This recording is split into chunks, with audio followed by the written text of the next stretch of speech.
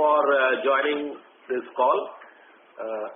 I'm talking to you from the boardroom where we have Bharat Sampath, our CFO, Mr. Satish, who is our Deputy CFO, Ajit, who is our Treasury and FI head. Then we have Praveen Kutti, who is our head of retail banking, Venkatesh, who is our head of operations, HR and technology. Then we have our CRO, Mr. Sridhar Sheshadri. So we kind of have a slightly bigger team and their team members. In the first few minutes, I will give you some highlights of our performance, and then we will open up to questions. First of all, our profit for the quarter is 113 crores, which is the highest ever that we have achieved in the last few years, probably in the history of DCB Bank, and we are very happy about that. We sincerely believe that the COVID-related challenges are behind us, although we still have to deal with some part of the NPA and the restructured book. But looking at the collection efficiencies of the book and looking at the way we have been performing on recoveries and upgrades, we believe that we are seeing a pretty strong momentum and performance. We are very happy to tell you that we have 400 branches now, and after some kind of a slow installation of branches during the COVID, we picked up some pace, and we would continue to operate in the 25, 30, 35 kind of branches per year. And our branches are continuing to show break-even in about 22 to 24 months, so the model is intact. We have not changed our strategy. We have strong belief in pursuing small ticket secured retail SME, MSME strategy. Given that COVID has more or less receded, we are seeing definite uptick in demand in the products and segments that we are operating. And fourth quarter, especially February and March, has been pretty strong for us in terms of disbursal. And we are continuing to build frontline capacity to put the growth in a higher trajectory. Our intention is to double the balance sheet in between 3 to 3.5, maybe 3.5 to 4 years. That's the kind of trajectory we want to put back. One of the things that I want to highlight is that I will again go back to our call. Maybe some of you were able to attend the call when the pandemic first in March 2020. We said very clearly that we have absolute confidence in our customer segment. Our operating profit is strong. Even if we have to make higher provisions, we are confident that we don't need to raise capital, and we will be able to withstand this challenges posed by COVID. I don't believe that any bank would have shown almost 100% or high. In fact, in fourth quarter, our recovery upgrade is 100% above the slippages, and the slippages has a large part of gold loans, and gold loans is 100% secured. So barring gold loans, we are more or less back to similar level as pre-COVID in terms of the monthly slippages, while we are continuing to do a strong performance in recoveries and upgrades. So that is where we are. Our capital position is strong. We were not able to, in 1 year RBI had said that the banks cannot declare dividends, and next year we took a conservative approach. This year we have declared dividends of 1 rupee, and hope that situation continues to improve for us, and we are confident that kind of activities that we have done and the kind of investment we are putting, we will continue to build from here on. So those are some of the few thoughts that I wanted to share with you. I am happy to take questions. Thank you very much. We will now begin the question and answer session. Anyone who wishes to ask a question may press star and 1 on the touchtone telephone. If you wish to withdraw yourself from the question queue, you may press star and 2. Participants are requested to use handsets while asking a question. Ladies and gentlemen, we will wait for a moment while the question queue assembles.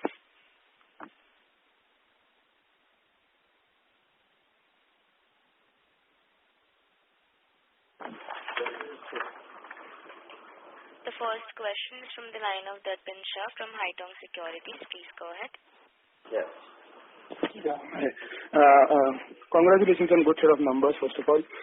So couple of questions. First is on the restructured book. Our restructured book is still flat on a sequential basis.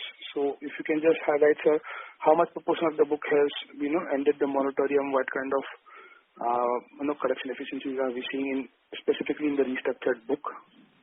The collection efficiencies that we have presented to you in the press release includes the restructured book which is built. Customers who are in various degrees of moratorium, 3 months, 6 months, 9 months, 12 months, they keep coming into the billing cycle, and we are still able to achieve pretty decent collection efficiencies, including the restructured and delinquent book. If the restructured book under the RBI guidelines in COVID will remain as restructured even if they are continuing to pay the restructured installments or whatever the payment plan is. They cannot be moved to a normal book. I don't think there is any provision to move that into a normal book. If once they move into some kind of delinquency or NPA, they are treated like any other NPA and take then the provision recoveries and so on. So we are pretty confident about our restructured book. I don't have any concerns. We have not restructured any unsecured book. So as they become they come out to billing and so on, they become NPA. That is not the case we have. We have only restructured secured kind of book, which is largely mortgages and SME. Any number in terms of billing, if you can provide?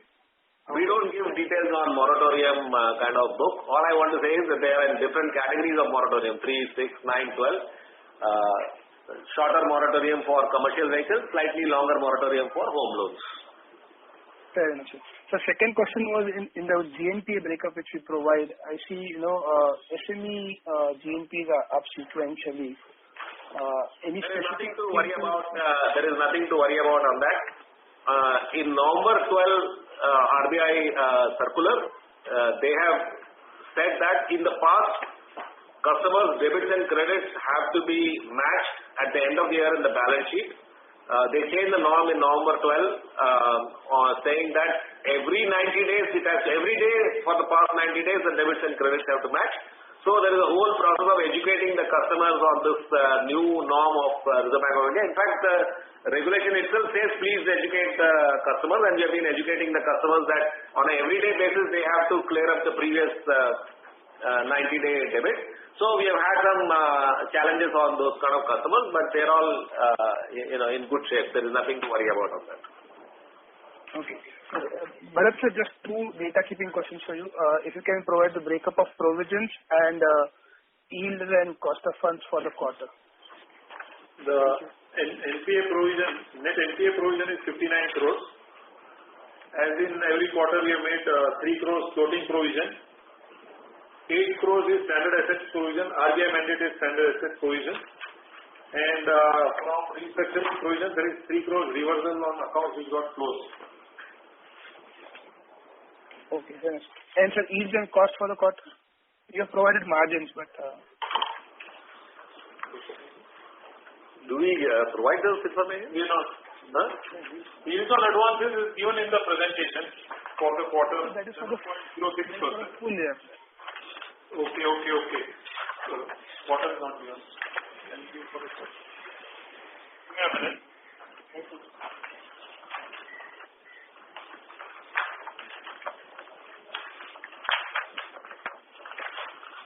Okay. Yield on advances for the quarter is also 11%.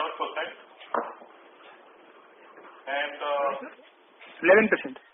Yeah, yield on advances for the quarter is 11%. And cost of funds is 6.04%. Fair enough. I'll come in the queue. Thank you for this. Thank you, Vasu. Thank you. The next question is from the line of Renish Bhuva from ICICI Securities. Please go ahead. Yeah, hi sir. Congrats on a great set of numbers. So just two questions. One is on the CV portfolio. Okay, so our total exposure is pretty small at around 4%. But when we look at the collection efficiency, it's been little sticky at around. We've lost you, Renish. We can't hear you. Hello? We can't hear you. Could you repeat the question, please, Renish? We could not hear you. Is it better now, sir? Yeah, now better, yes. Okay. Yeah, so I was just saying that on the CV portfolio, while our total exposure is only 4%, but when we look at the collection efficiency of 85%, we've been sticky for last 4-5 months. So can you throw some light on the current status of this book?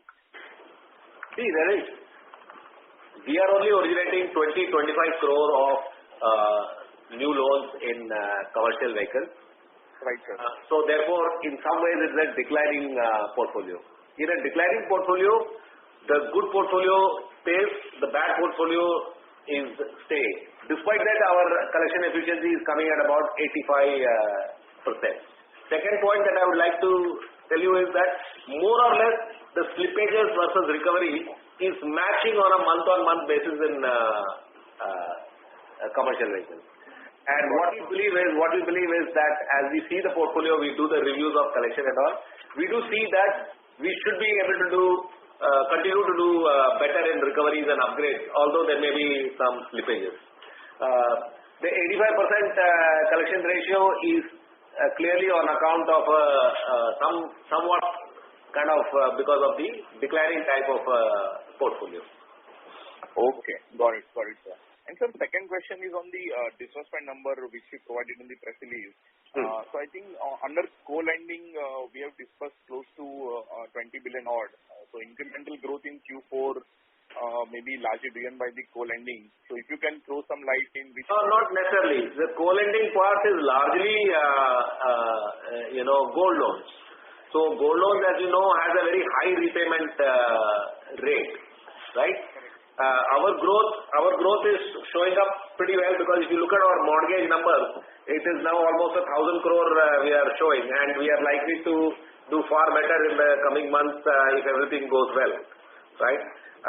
We also are likely to do well in AIB products, which is KCC, tractors and all, because we have built some capacities.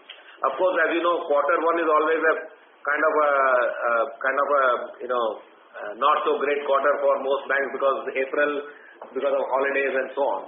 But the way we are building capacities, we are pretty confident that we are putting it in a good trajectory. Got it. No, so I wanted to get a sense that since it's a bit chunky in nature, if we didn't get this kind of disbursement under co-lending in Q1, then there will be a risk on the growth. So I just wanted to get a sense on that. Co-lending is only one part of our strategy. It is not our main strategy. I don't believe that any one particular co-lending entity will contribute more than 5% of our entire portfolio, right? Okay. And co-lending we are doing essentially at the moment in only gold loans. And gold loan itself has certain seasonality and certain characteristics which is not uniformly high or low disbursal like that keeps happening in gold loans. Right? You may have observed that in gold loan companies itself. Right? Correct. So, therefore, see, co-lending is only one part of it. We have now, co-lending and trends is the two important products that we have added in our suite of products this year. Mortgage will continue to be our mainstay, and we expect mortgage currently, which is almost at 48% including AIB, could well go beyond 52-54% by end of the year. That's the way we are thinking about it. Got it. And sir, just the last question from my side, a bit on the strategy side. So we have now closed this year on a 1% ROA. What could be the journey from this level of ROA over next 2 to 3 years, sir? Yeah. So the way we are seeing, I can only talk about how we are seeing it. We are making investments and we will make investments. Okay. and the investment will be in branches, which we have already said 25 to 35 kind of branches. And we will continue to add, because we are doing granular portfolio, we will continue to add frontline staff, which is sales, credit underwriting, operations, those kind of people will be continuing to add in our book, which always has some near-term impact on cost-income ratio, cost to average assets and so on. So we expect, and in quarter one, given the interest rate movement, we may not have many opportunities in terms of treasury gains and all this year. I don't believe any bank would have that kind of opportunities. So I believe that we are on a path where we should be back to 50-55 basis points on cost of credit, because we are seeing pretty decent performance in our recoveries and upgrades, and the slippages on the main portfolios, which are essentially SME, mortgages and CV, are pretty consistently kind of coming down. So we have reasonable level of confidence in that. As far as NIMs are concerned, we are confident that we will operate in the 365 to 370 odd kind of range.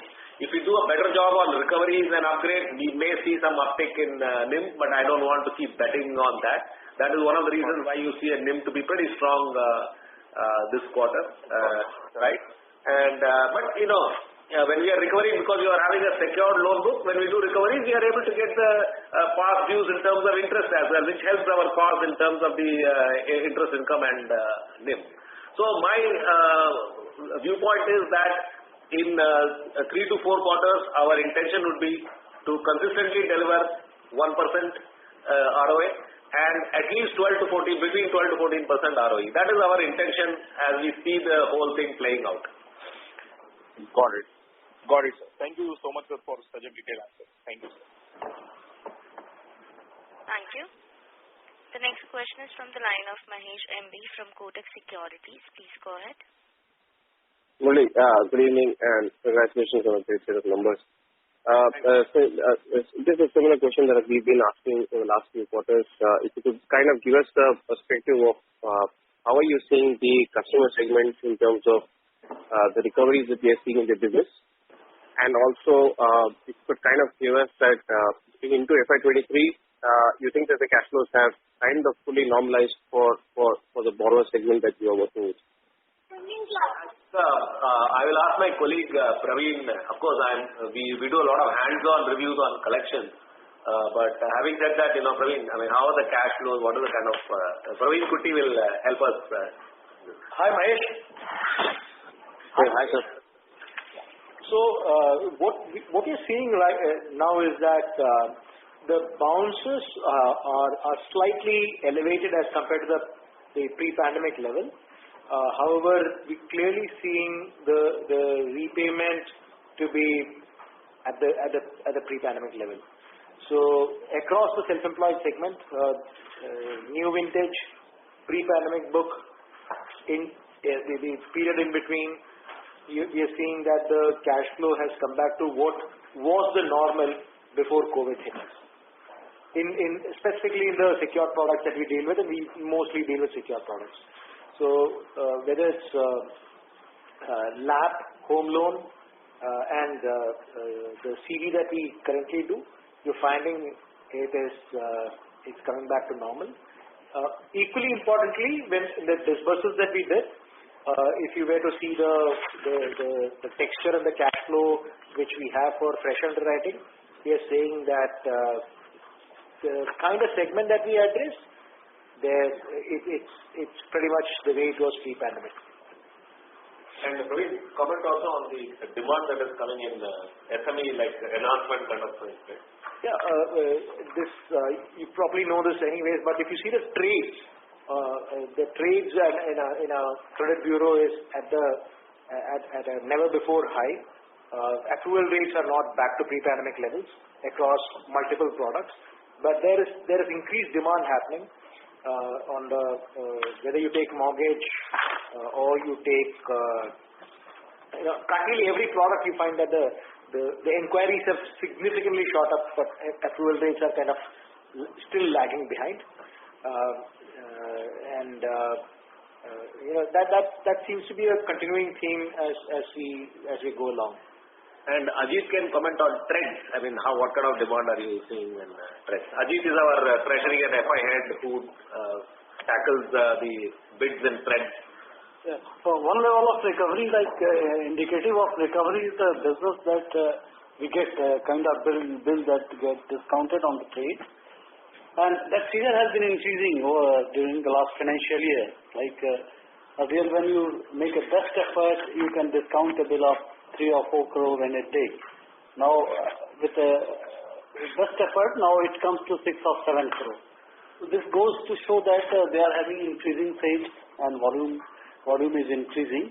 So this is one of the surrogate indicator of recovery that is happening there. Thank you. Thanks. Murali, just kind of wrapping up this question, if looking at the fact that almost all the business seem to be kind of giving you fairly comfortable trends, you think that the acceleration of the loan book during the course of this year would be a little bit back-ended, or you think that you are ready to kind of push the pedal and get into a full gear beginning next quarter as well?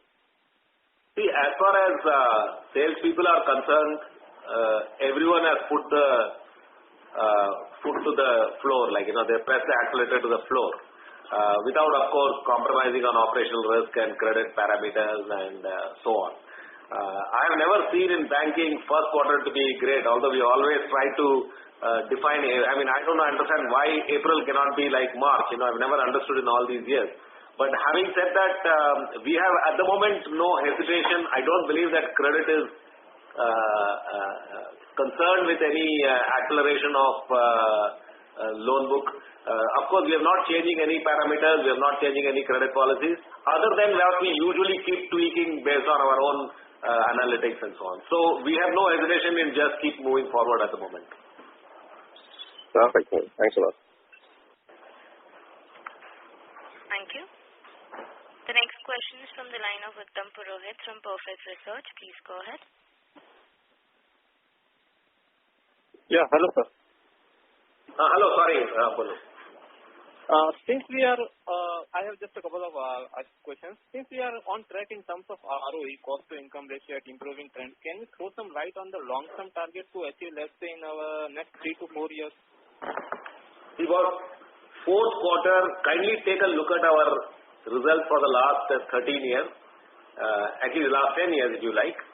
Fourth quarter has always been very strong for us as compared to the first quarter. There are a couple of reasons for that. One is, in first quarter, we normally end up giving salary increase and all, which starts to impact us in first quarter itself. However, the balance sheet growth is not there to support that sudden cost increase. That is the first quarter. At times, we get benefit of treasury gains in the first quarter, which helps us to kind of offset this increase in cost in the first quarter.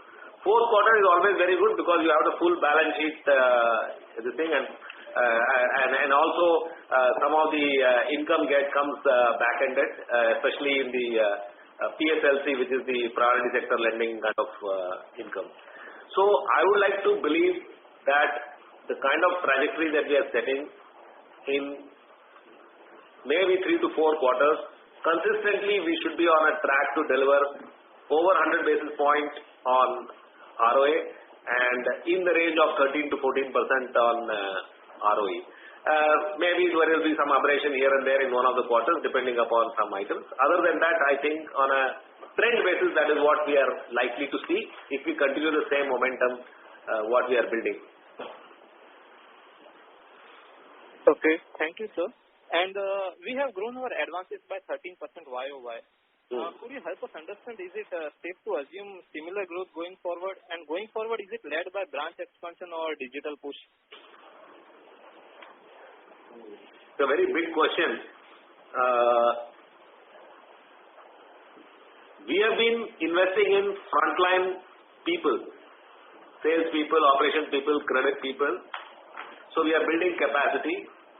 Our intention is to double the balance sheet in between 3 to 4 years' time, which means that we are trying to put the bank on a 20% growth rate trajectory. That is what our intention is. Without any hope we don't get into any disruptions of any kind. Other than that, it looks like the kind of capacity that we are building now should help us to achieve those kind of growth level. It will be a mix of digital branch expansion, frontline expansion, and so on. So I can't put a finger on exactly what will contribute to what. Okay, sir. Thank you, sir. Thank you. The next question is from the line of Amit Meyandale from Robo Capital. Please go ahead. Thanks for the opportunity. First of all, congrats on good set of numbers. Yeah, thanks. Sir, Sir, basically, if we look at last several quarters, where our understanding is that not only this quarter, but even COVID was handled very well by the bank. And, like you said in the beginning, that team has always been confident about the secured book, and that has played out. And probably this quarter is just a reflection of all the hard work that has been, done in past quarters.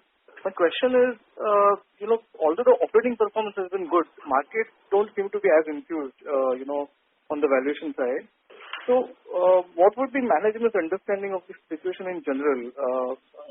That is one. And secondly, do you think, is it partly due to, slightly slower growth in the loan book in past, several years? Neither me nor management, I believe, understands the dynamics of how market thinks about stocks and understands these things. What we can comment is on our strategy and our performance and our opportunity. So, friend, I'm not able to answer that question. Sure, no problem. Thank you very much. Thank you. The next question is from the line of Yatin Kumar from Alpha Capital. Please go ahead. Hello, sir. Congrats. Good numbers. Thanks. Yes, sir, my first question is on the capital. We have put in resolution to raise 500 crore. So Mr. Kumar, but your voice is breaking, sir. Yes. Would you like to speak directly into the mic or something? Maybe some distortion is happening. Is it better now? Yes, far better. Yes. Yes, sir. So I wanted to inquire about the capital raising plan.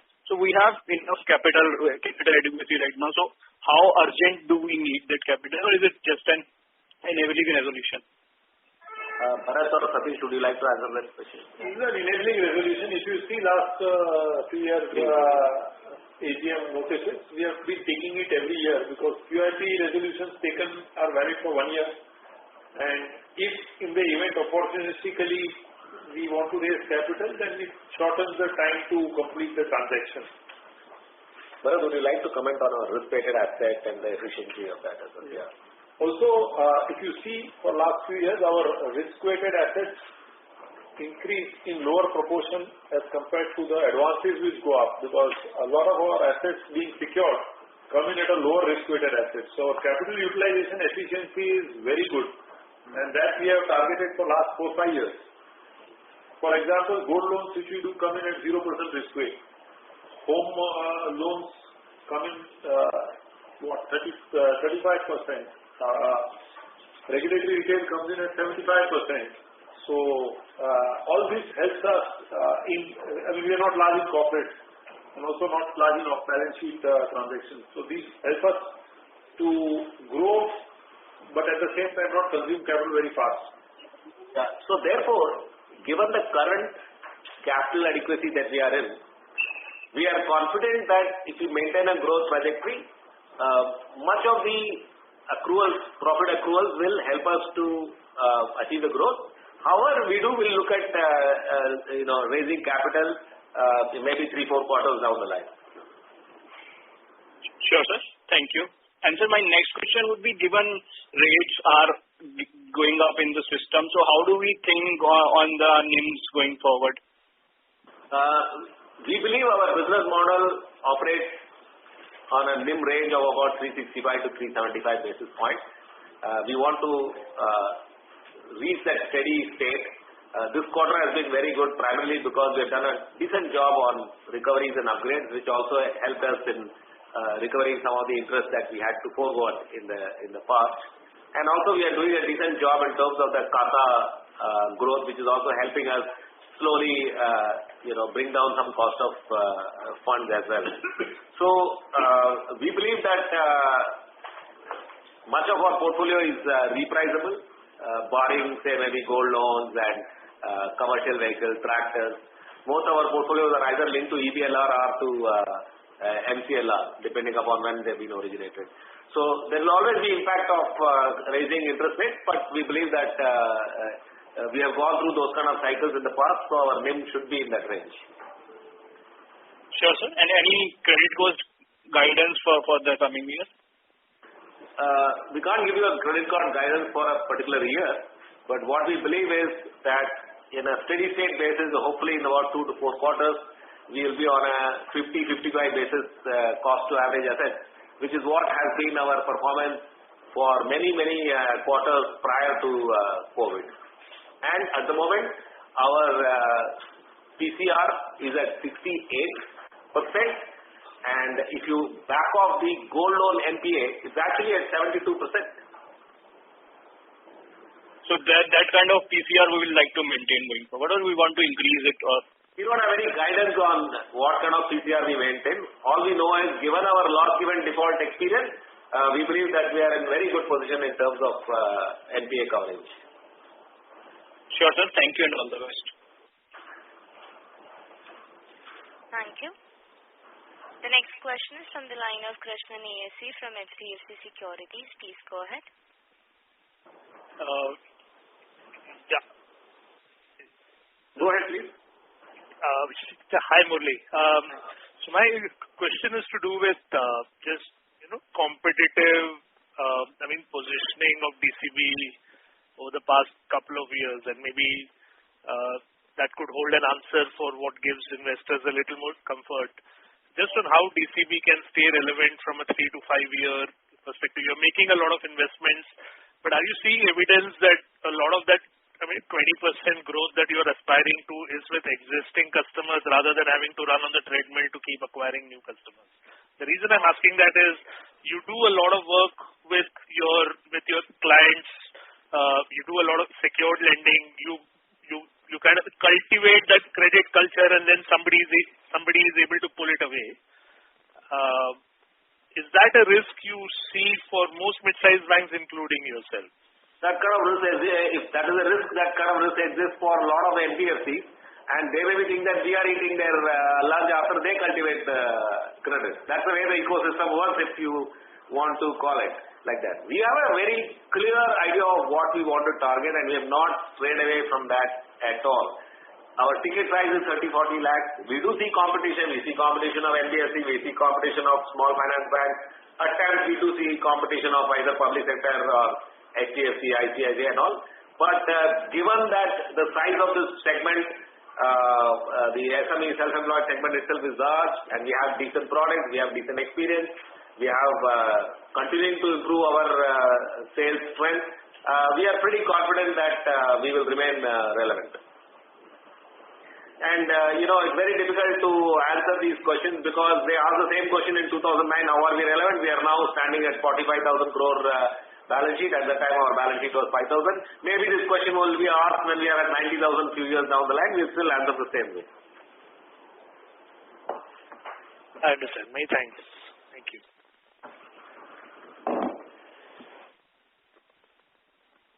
Thank you. The next question is from the line of Rajiv Arora from Sterling Capital. Please go ahead. Hello. Yes. Hello. Thanks for the... Hi, Murli. Hi, Fine, I'm good. This is regarding this, just want to understand this segmental revenue in the corporate and wholesale banking. There is some 29 crore odd losses there. So have we made some extra provisions there, or why is that item coming? I'm grateful that you look at the segmental this thing. I don't look at it at all. Okay, I just follow whatever RBI says in terms of how to classify all that, and I present it. Okay, so I really can't answer that question of yours. You can ask me any other question which is related to the press release and investor presentation. Okay, I got it. Thank you. Thank you. The next question is from the line of Jai Mundra from B&K Securities. Please go ahead. Yeah. Hi, sir. Good evening. Hi. Yeah. So congratulations on a great set of numbers, sir. I wanted to understand, if you can share the loan book breakup by benchmark, how much is fixed, how much is floating, and how much is EBLR linked? If you have. We don't present that detail. I'm really sorry about that. We have given you a flow chart pie chart on the various products. So you can safely assume that mortgages are either linked to EBLR or MCLR. Some part of the mortgage book could be fixed for maybe, let's say, 6 months or 1 year, because we've just acquired, and then later on they will move to EBLR. As far as SME, MSME is concerned, they are linked to EBLR. Kisan credit card is linked to EBLR. Tractors, CV and all will be fixed rate. Am I right, Praveen? So fixed rate. So and MFI BC will be MFI definitely is BC portfolio is anyway a fixed rate. So that is how it is. So you can make your estimate on that basis. Right. Okay. And sir, secondly, we have seen a 50% QOQ and similar YOY growth in disbursement. But if I look at the fee, YOY it is declined, the core fee, and the QOQ is only up maybe 5%.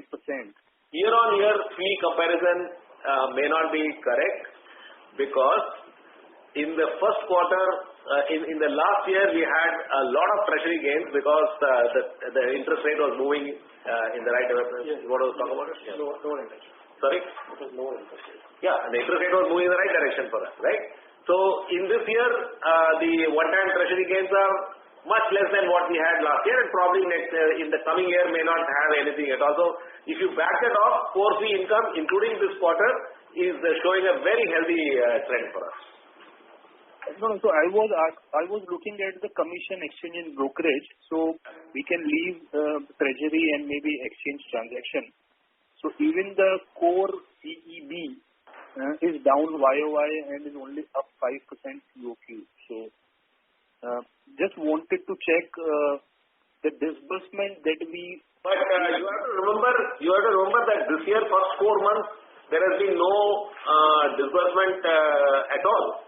Right? We didn't have any disbursement in the first 4 months. In a sense, very limited disbursements we had.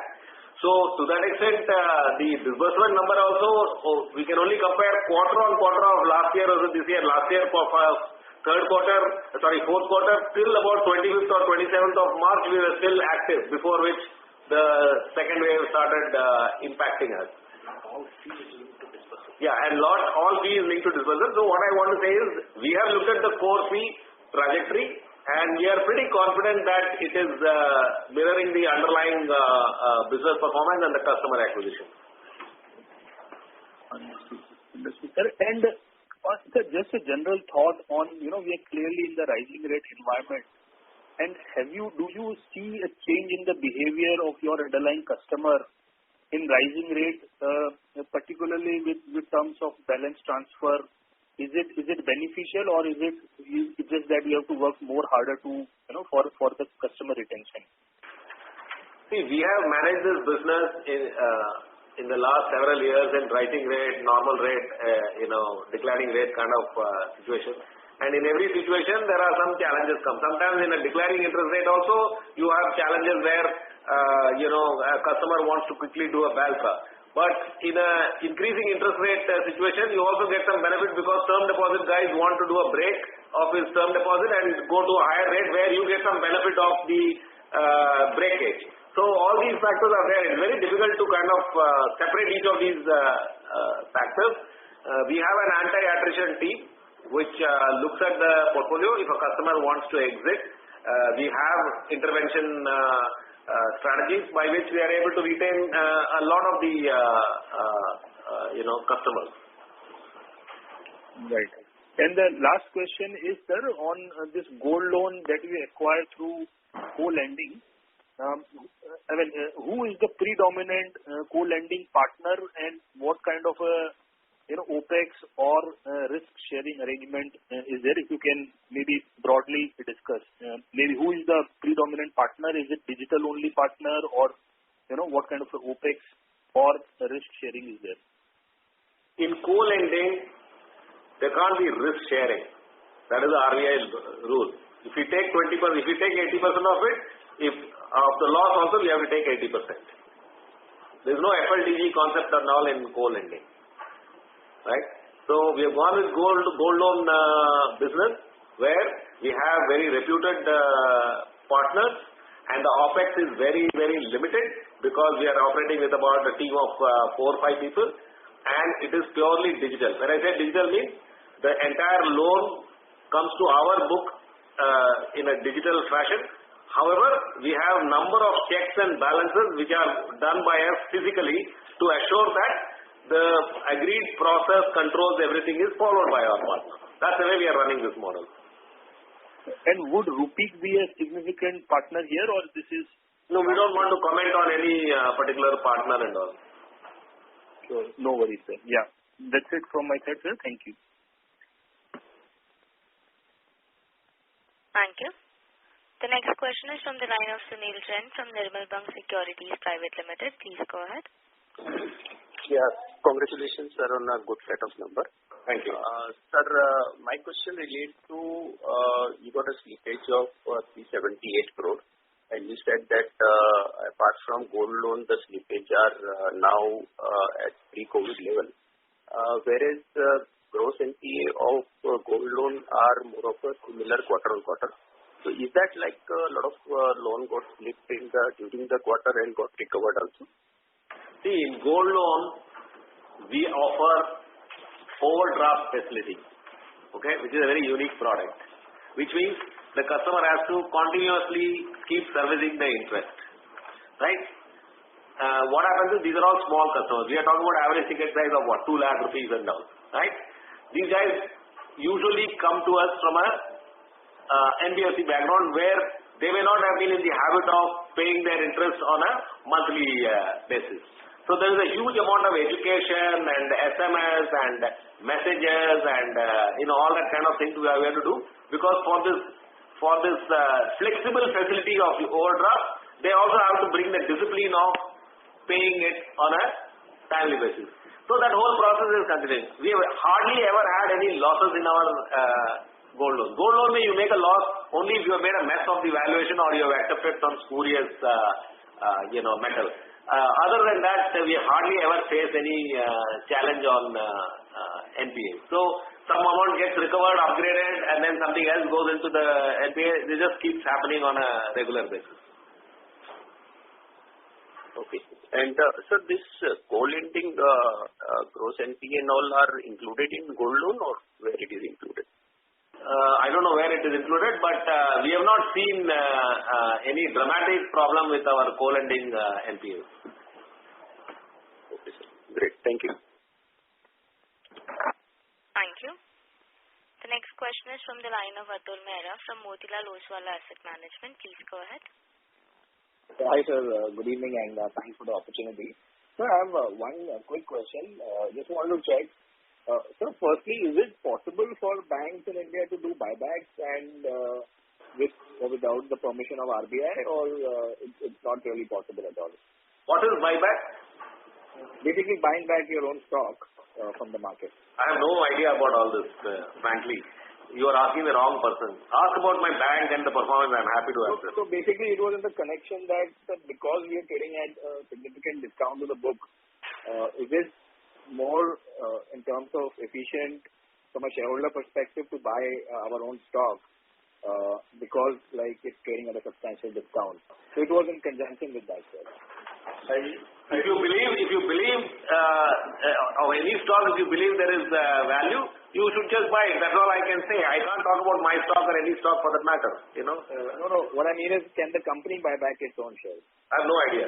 Yeah, but Atul, for the bank, capital adequacy reduction, it will imply capital adequacy reduction, and you can't reduce capital adequacy without RBI permission. Even for tier 2, which falls due and you are going to redeem, you have to take a prior approval from Reserve Bank before you redeem tier 2. And I'm not talking about making a call. Okay, if you don't redeem, you will end up in a default, but still you have to take RBI approval before you redeem. So RBI is not likely to allow buyback of shares if I understand that correctly. Or at least at the minimum we'll have to go to them. I don't see that happening. Got it. Because globally banks are very well allowed to either pay dividends or do buybacks. So here we are subject to Reserve Bank of India, sir. Right.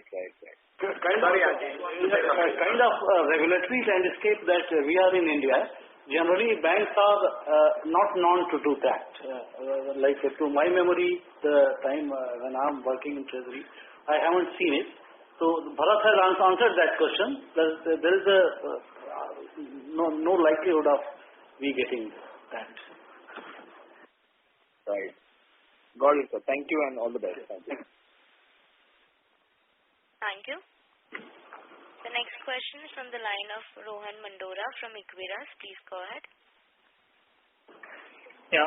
Hi, sir. Thanks for the opportunity and congrats on good set of numbers. Yeah, Rohan. Based on disbursement data that has been shared, if we compute the repayment rates in mortgages, it comes to around 25% plus. So is that number correct, or is it something that we need to adjust in that? And if so, then in this call, we won't go into all those details. I have given you a plan saying the kind of capacity we are building. We are likely to double our balance sheet in 3 to 4 years. Whether the disbursement data 25% आपको repayment आ रहा है, कभी 20% आ रहा है, आप वो सब calculate कर लेना, ठीक है? We know that the way we are operating, all our metrics seems to indicate that we will, in the array of products, in the mix of products, we are likely to be in a trajectory of doubling our balance sheet in 3 to 4 years, and we'll continue to build the capacity to achieve that. Sure. And then secondly, we have added a good number of branches in 4Q, but other OPEX is still broadly flattish Q on Q. So was a part of that already built in terms of preparation for branch addition in 3Q, or how should we look at the other OPEX trajectory going ahead? I think the OPEX will increase, but what is, I think last year we probably had a one-off of OPEX in the fourth quarter on buying of some agri PSLC. We were not short, but we wanted to be more than adequate on agri PSLC, so we bought that. Instead of that, debiting expenses, RBI rules you have to actually debit your expenses. So that one-off, if you remove, you probably will come to a cost increase which is fully reflecting the number of branches that we are putting. Sure, sir. Thanks a lot. Thank you. The next question is from the line of Amit Mehendale from Robo Capital. Please go ahead. Thank you. Sir, whenever we raise equity in future, is it fair to assume that dilution will happen only when the bank trades at least at one-time book? I mean, this is similar to the buyback question earlier. So the way we are looking at it is that we are working this bank towards the kind of metrics like doubling the balance sheet in 3 to 4 years, 100 basis point of ROA, anywhere between 13 to 14% of consistent ROE. And hopefully those kind of performance starts to reflect on whatever it needs to reflect on. At the moment, we are quite adequate on capital.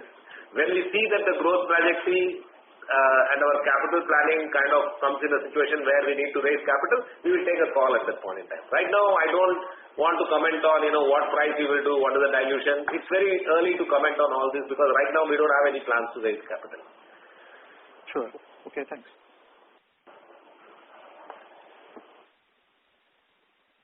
Thank you. The next question is from the line of Hiten Jain from Invesco. Please go ahead. Yeah, thanks. So I have 3 questions. First question is, last 3 quarters, we're seeing a very healthy traction in CASA. So exactly what's happening there and how much of it is sustainable, or is it driven more by chunky current accounts? We don't have chunky current accounts, neither do we have chunky savings account. We don't work on chunky accounts because that will be detrimental to our LCR. So we are working on retail and natural person CASA. Praveen, you want to comment on that? Yeah, hold on. Our Praveen Kutti will comment on our approach to CASA. Effectively, our target market, both on the asset side and liability side, are SME customers. Mostly these are proprietorships, small type businessmen who contribute to our savings account. We focus on individuals and proprietorships primarily for our current account and savings account. There are a few entities, LLPs and companies which come in, but they are far and few in between. We focus on very granular, secular, small ticket, large franchise customers to be acquired, and that's our that's the ideal way of growing our book. And now that we have presence in about 400 odd branches, that's where the momentum is coming from. There is very limited focus. Actually, there's no organized focus on getting current accounts of large corporates in our scheme of things. The other thing I want to point out is that DCB Bank has been approved by Ministry of Finance and subsequently by RBI. In the agency and government banking, we've been granted the approval for collection of CBDT and CBIC, essentially GST and your normal income tax, TDS, TCS, etc. for our customers and for working people. So work is underway to integrate with the CBDT and the CBIC system, which will further enhance primacy of DCB Bank account over multiple accounts customers may have. Okay. All right. The second question was, so while obviously you're seeing a very healthy outcome on upgrades and recoveries, but in terms of flow of slippages, the gross slippages continue to stay elevated. And even time comment where you said outside gold loans, you're seeing all the other segments returning to pre-COVID levels. So even if I look at gross slippage ratio pre-COVID, they used to be lower than what you are reporting this quarter and last 2-3 quarters. So how should we understand this? I don't know how you are calculating it. What is the basis of your calculation? If you can help me understand. Yeah, sure. So the gross slippage number, which 378. How are you calculating? Tell me. Yeah, I'll tell you. The gross slippage, just 1 minute. Yeah. So I'm just annualizing the gross slippage as percentage of previous advances. 378 crores. Take out some 150 crores out of that for gold loan, which comes and goes because it's an OD product, right?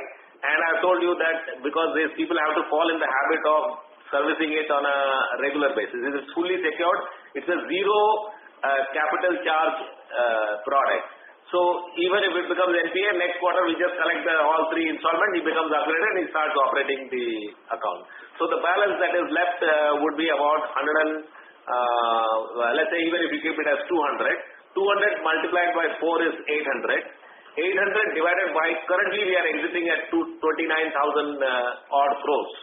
So that tells me that we are in the range of some 2.5% annualized slippage, which is what it was before. And that is why I made the statement that barring gold loans, we are pretty much back to similar levels as pre-COVID. I hope my calculation fits with you. Okay, I understand that. So but what's happening in gold loans? So why, you see this kind of behavior? I explained to you. What is wrong with gold loan is because if I give a OD product, the customer has discipline issues at 2 lakh rupees kind of portfolio. So he doesn't service his loan despite calling, reminding and things like that. Then he comes and dumps entire 3-4 months interest and upgrades the account and start operating it. So if he doesn't do that, we end up selling the gold in extreme circumstances and having the recovery, which we don't want to do because we want the account, we want him to continue to operate because it's a high yielding portfolio.